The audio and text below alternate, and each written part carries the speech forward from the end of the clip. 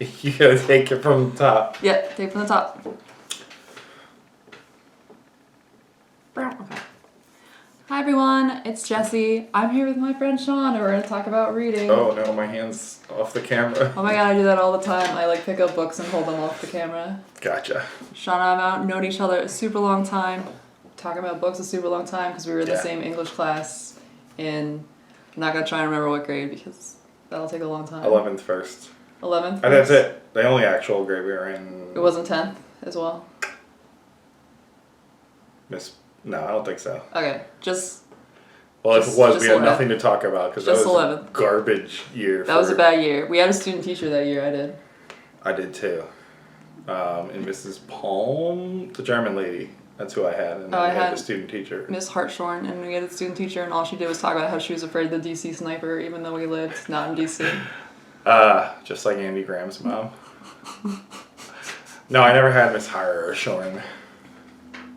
She was good. We read a separate piece, and that was garbage, and then the year just got worse. Yeah, we read the separate piece. It was terrible. The irony unit that we did in that group is probably the only acceptable part. We did that story, the sniper, were the two brothers from Civil War, and then the big one, the Gift of the Magi. Oh yeah. I think that was the only decent unit in that whole year. And I think we're mostly grammar.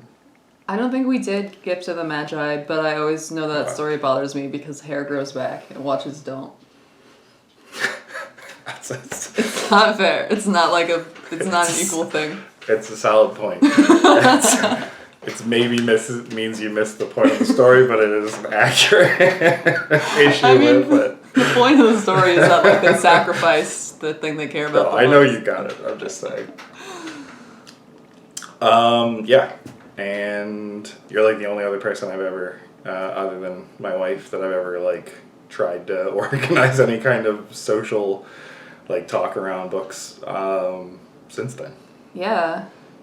It didn't go well. I made a subreddit for it, and then we did nothing. We were gonna read Dubliners. That's true, but I meant we did actually successfully do it for No Country for Old Men. Oh, that's right. Yeah. Okay. It actually worked once ever in my life. Good. I'm meeting someone tomorrow, and she was like, "Let's talk about starting a book club." I was like, "I look forward to this conversation not going anywhere." Yeah. Failure at launch. All right. So, what are you reading right now? The only thing I'm currently reading, and I'm rereading it, is The Stand by Stephen King. Me, Lyncha, and Charlotte alternate chapters. Well, Charlotte doesn't read as many, but that's just because we don't. Stephen King is a lengthy writer, and that takes a lot longer. But we're actually kind of on hold right now because The Stand is about a virus that wipes out everybody on... Yeah. Yeah, so... Yeah. Charlotte's been calling COVID-19 Captain Trips in Blue for 6 months. That's clever. Now that it's in our backyard, and her dad's kind of a doomsday prepper worrier, so I'm not trying to add anything to her. That's fair. Nervousness even though we're actually past that part, we're really in the more mystical, more Stephen King's actual area at this point. What do you mean you alternate chapters? We read it out loud. Oh, cool. We're hanging out and we read out loud. We did it with The Shining, which Charlotte really, really enjoyed, and then now we're doing it with this. Love The Shining. Yeah, it's the best. Have you ever read this book? Not all of it. It's the same that I've never watched the whole miniseries either. I kind of lose interest at about the same point. Yeah, I don't know if that's really the same thing. You're just Gary Sinise. Get out of here. M-O-O-N, that spells moon. That's the main thing. I love Tom Moon so much. He's one of my favorite characters in all of entertainment literature. Really? Yeah. What do you like about him? He's just sweet and gentle, and he's the embodiment of all the things that Stephen King knows how to do on the nice side, so that when he does his nasty stuff, you care about people. Yeah. And this book is the embodiment of the issue with Stephen King as a writer. It's very long. It's very long. Should have been edited. Not as bad as it, but A lot of people like to say he is bad at ending stories, and I that's say that. technically incorrect. And I say it all the time. Okay. But he's actually great at ending stories. He actually knows how to end a story. He has no idea how to write a climax. Yeah. And that's what... And I think, if we think about it in, like, movie terms, we say that all the time. We'll be like, that movie had a bad ending. It might have had a bad ending, but it also just probably had a bad climax. I think that's how we identify how a story wraps up in those, key moments. But I actually think that the post-climax for this book is some of Stephen King's best writing. Really? And that's his ending, but, you also... That's fair. Okay, yeah, I guess that's... I never thought... The main thing I think about when I think about the bad ending is the mist and how I really love how it was changed in the movie. Yeah, that's fair. And, like, I think in that's an example of the climax being the ending. Okay. You know what I mean? Like, there's no distinction between Darabont's film where the movie climaxes and ends in the same moment. You know what I mean? Yeah. Like, but, like, The Stand, this ridiculous tone, the ending's, like, here. Or the climax is, like, here, and then the ending's over here. Mm-hmm. So, it's a little... I think that's a little different, but, yeah. I mean, the guy wrote Shawshank Redemption, which probably has one of the most satisfying climax and endings of all time. That's true. I don't think about when I think about Stephen King. That's not the first one I think about, but it's definitely like one of the best. Yeah, and I think we do that all the time. But yeah, that's a great example of. Either way, I do think he has a problem with climaxes. Even the climax of The Shining is a little. Metaphorically, it works very well, but.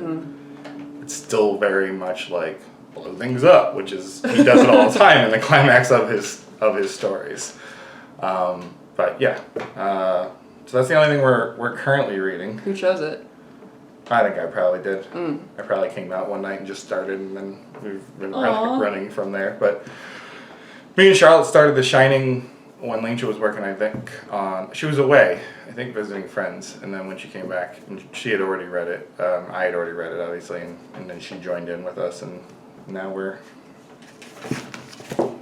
that far. Alright, that's decently far. Where did you stop in the miniseries? Not to ruin anything for anybody watching, but... Yeah, that's also fair.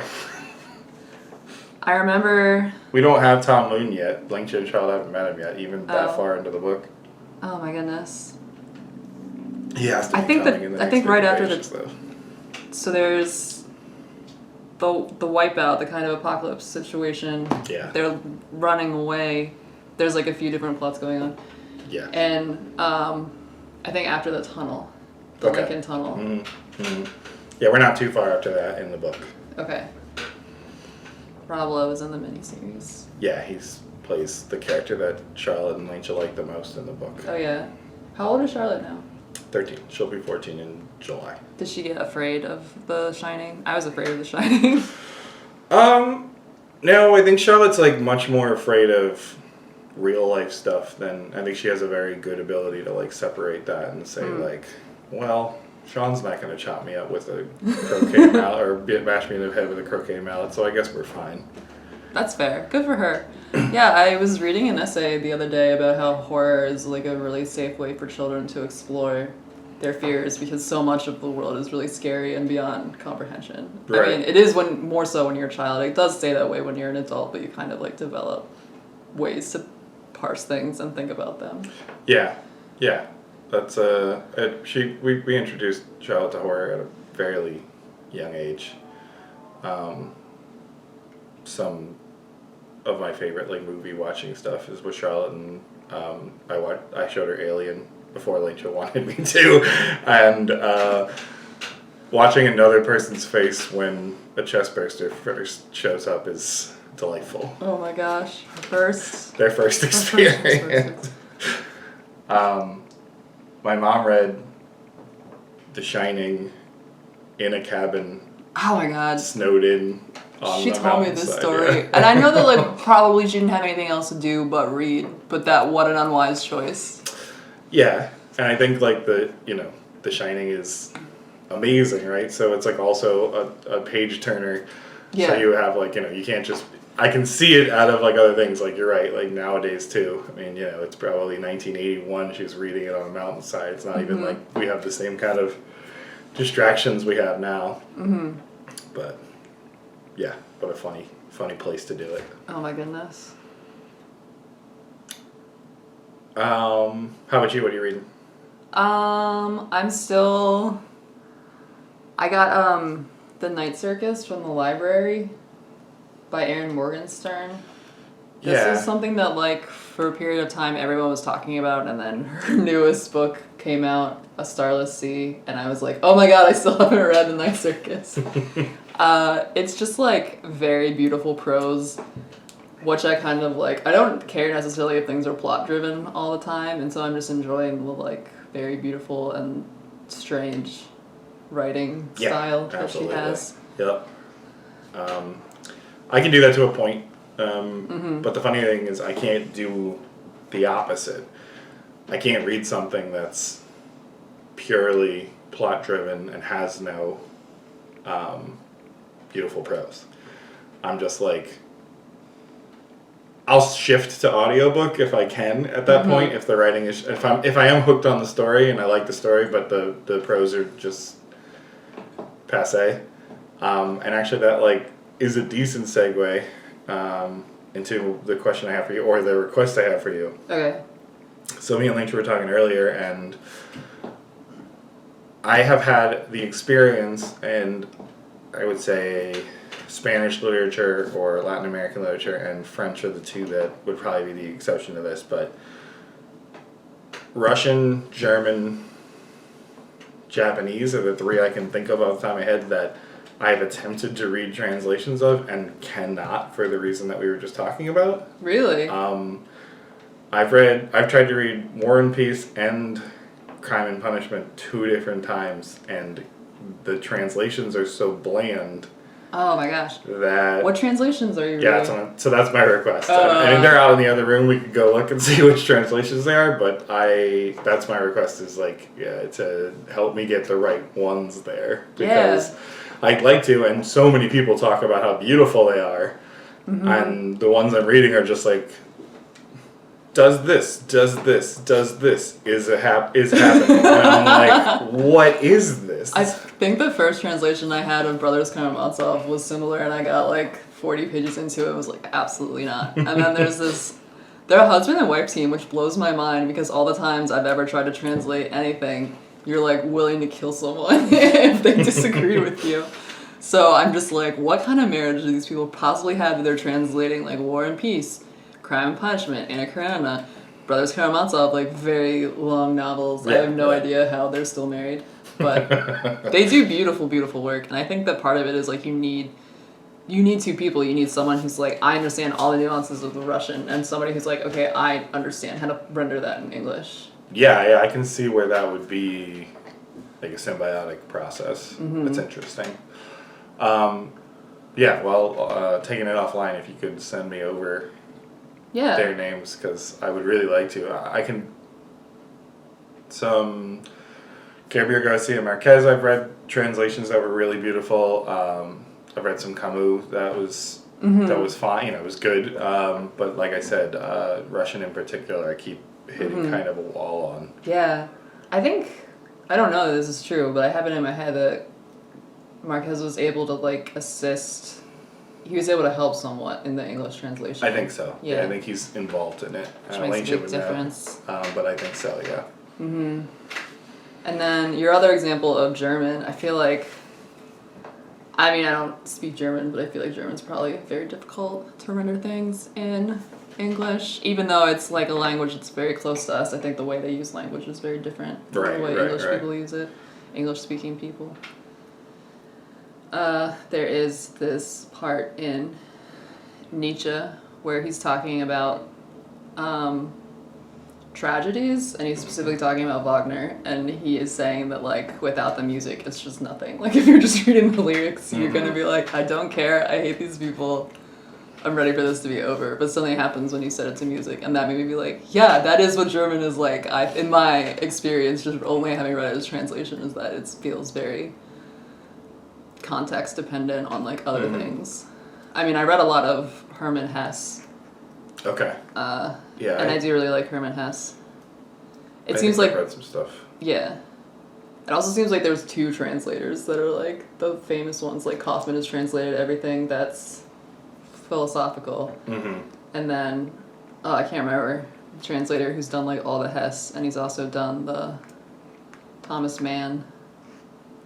And who wrote, it's called A Death in Venice? Why can't I remember anything about this? I know what A Death in Venice is. Yeah, I wouldn't recommend it. And again, that might be a translation issue where I was just like... Right. My Aunt Patricia has the, like, 1950-some movie for A Death in Venice. And, like, when I was a little kid, if it was taking too long to, like, pick, like, a movie from her shelf, she would just threaten that that's what we were going to watch. So that's, more than anything, that's just what it is. I have never seen the movie, but I know a fact about it, and that's the person that the youth that is discussed in the story saw the movie and recognized himself, like realized that was him. Interesting. And he had I guess he hadn't read it, but and I think that is crazy and probably like pretty disturbing if it's like it would be just a man who's obsessed with you. And you're like, yeah, let's go have a fun movie. Oh my god, this was me when I was a child. Yeah, that would be upsetting, I would think. Yeah, as far as Japanese goes, the only thing at Riley, my sister's request, I tried Wind Up Bird, but I couldn't do it. I don't like Murakami. Yeah, I know you mentioned it in one of your other videos. That's the only thing that I've attempted, but I could not stand it. Mm-hmm. This is another thing where I just read essays all the time, but it was somebody who was talking about like some of the earlier translations of Japanese and how apparently it's just like particularly difficult there. It's not a language where like things need to go in a certain order the way that our language is, and it's a lot of times like the values are so different that at first when people were translating it, they were like, this is stupid, and they were just like rendering things however they wanted and like removing entire chapters and just being like, I don't like this part, we're not doing this part. Like the first translation of Tale of Genji, the translator was like, nope, he only did like a third of it or a fourth of it. Right. But Murakami, he also had a lot to do with translating his own works into English, and I think he teaches at Harvard, so I think he speaks English decently well. Okay, got it, yeah.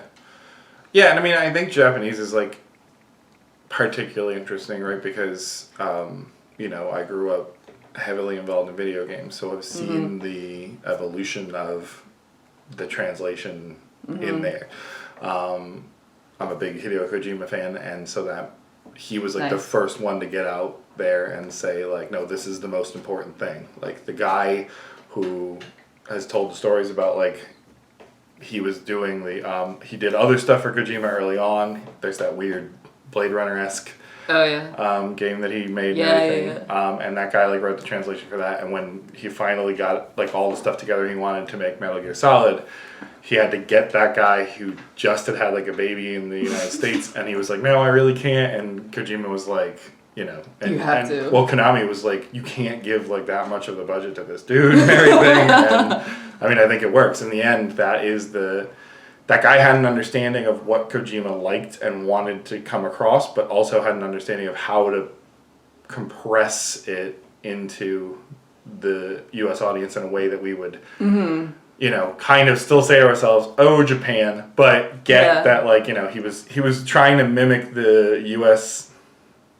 late 80s, early 90s movie speech patterns. Kojima couldn't do that. He wanted that. He wanted that to be a big piece of it. So it's kind of interesting to see, you know, to talk about Japanese translations, since I think we've seen so much. I grew up in such a way where I was exposed to, you know, Set Us Up the Bomb and things like that. And then also, you know, all those things as we go along and to see how far they've come. And still see that, like you said earlier, that because the values are different, no matter how high production you get, you still have moments where you just were 100% sure that could only have come from Japan.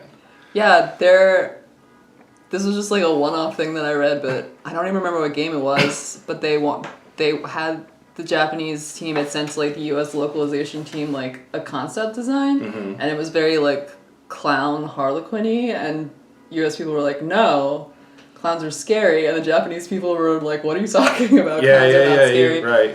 And they just found that very bizarre, but even like very basic signifiers where if I see a clown in a video game, that is a villain. Yeah, that absolutely. is definitely somebody I'm not Yeah. supposed to be like friends with, unless it's a video game for a child. And Now I'm still having an issue. you're playing there. Mick Kids and Ronald McDonald comes and you're like, Yeah. it's the villain. Get him. Put the Konami code in now. Yeah, not having it. And that's just something that like a translator would never think of. Like, okay, it's still a clown. And I think it's interesting because I think other, like, Korean film is so capable of duplicating and replicating what they want. If they want to tell a Korean story, they do so. If they want to tell a story that's intended to, like, hit the American audience, they are able to do so. And there's obviously cultural stuff that's different. It's interesting, but it's not that same way as Japanese stuff. You know what I mean? I'd say Chinese to a lesser degree, somewhere in the middle. But like Vietnamese and Korean films seem to be able to really streamline and, you know, depending on if they want to, get those translations across. And Japan, has those moments, no matter what, that are just so Japanese. Yeah. And I guess that's also a culture's relationship to itself. And now we're getting, I don't know a lot about the Vietnam zeitgeist, but I think that like Korea doesn't have the same kind of like what is Koreanness that Japan does. Always wonder like what is Japaneseness, and they're always trying to walk that fine line where they don't want to give up themselves, and they also don't even know what it even means to be Japanese anymore. So I think that like Koreans have a lot less of like a complex about playing around with like adopting different. Yeah, and I think it comes from the history of the countries, right? The Japan being an island, being so, the way the culture was developed by being an island and separates it from a lot of other things, you know what I mean? Staying independent from China when, you know, Korea is established by China, essentially. And those kinds of things is really, I think it informs that thing you said, where Japan is still struggling with that cultural identity, and it's still, like you said, super important to them to ask themselves again and again. And I think the history informs that. Yeah. All right, well, thanks for talking to me about books and translations, giving it a lot to think about. I'm going to go look at your bookshelf now and see what translate. I'm really worried that it's going to be the translators I recommend. You're like, I already decided I hate this. But yeah, we'll go find out now. Yeah, okay. So, bye.